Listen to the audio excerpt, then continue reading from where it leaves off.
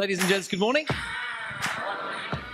Let's deal with the elephant in the room in the first place. This isn't a Virginia or an Alabama accent. From a little place called London, just outside DC. Ever since a young age, I've had the innate ability to influence other people. It's allowed me to go on and live quite an abundant life. I'm a loving husband, I've run multiple successful businesses, written 5 best-selling books, delivered over 2,000 presentations all around the world. Yeah, I really only know how to do 3 things. There's only 3 things I'm any good at. And I've learned that if you can get good at those 3 simple things, finding more customers, getting them to come back more often or spend more money when they shop, you can live a fairly abundant life too. There's a few things that you need to do to become excellent in the world of sales. Firstly, you have to understand what selling really is. Selling is earning the right to make a recommendation. You should never, ever, ever, ever, ever, ever, ever, ever, ever recommend a product to a patient unless you can say these words first. It's because of the fact that you said.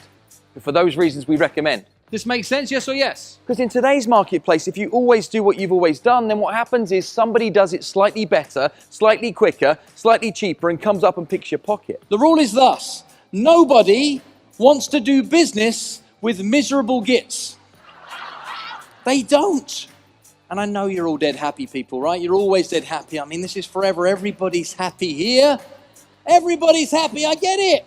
But sometimes you might be forgetting to tell your face. Feedback from the crowd, you never know what people are going to say, right? But Phil's quick-witted, he's got a great sense of humor. He said some very disruptive things in that room, and you didn't get negative feedback. You got, oh. He actually seems to really understand and know the language and know the industry and really connect with the people in the audience. It has everything to do with destroying the option of no. Take that principle, run it into your questions, build enough evidence to mean that no cannot be picked, leaving yes as the only option. You will close more sales. When is the worst time to think about the thing you're going to say? See, it's when you're saying it, right? That is the worst time to think about the thing you're going to say, is in the very moment that you are saying it. When you look under the hood of any business, products people are selling are the same, the training is the same, the leads are the same, in fact the opportunity is the same. The more I drilled down into it, the more I discovered the people that were crushing it, they knew exactly what to say, when to say it, and how to make it count. And I learned that the right words in the right way would allow people to act on impulse. It would talk towards their subconscious. It would allow them to move more freely. These words would move people out of maybe or those grey areas. And I call these words my magic words. So knowing that people don't like change, I figured I could play with some words that you could use to get people to maybe be a touch more open to the idea of something you might want to present to them. I've learned a completely rejection-free formula that you can introduce just about anything to just about anybody at any period of time.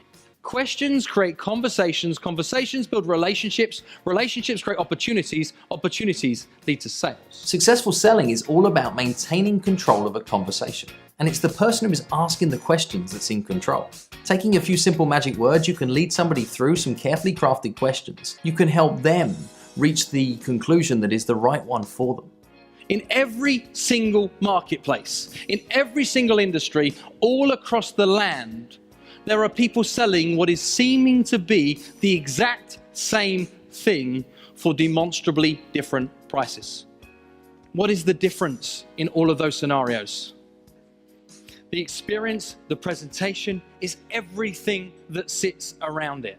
What I like about Phil is that he really cuts to the chase about what it's really about. Phil by far is one of the most dynamic presenters that I've ever seen. It was exactly what we needed from a keynote speaker today. Phil talked to one of my salespeople in the break. One of my salespeople then rang one of his prospects. He just had the deal confirmed. I guess if you take away everything from me, all I really am is a sales trainer, albeit a bloody good one. And the reason that I got into this work is because of the hundreds of people or the thousands of people who are great at what they do but failing to get the results I knew they were capable of. So I've turned away the hundreds of things that I could be doing with my career to do the thing that really drives me, teaching people to sell. Opportunity is there for you to go take it. Nobody is going to give it to you. Nobody is coming to save you. You are responsible for your own success.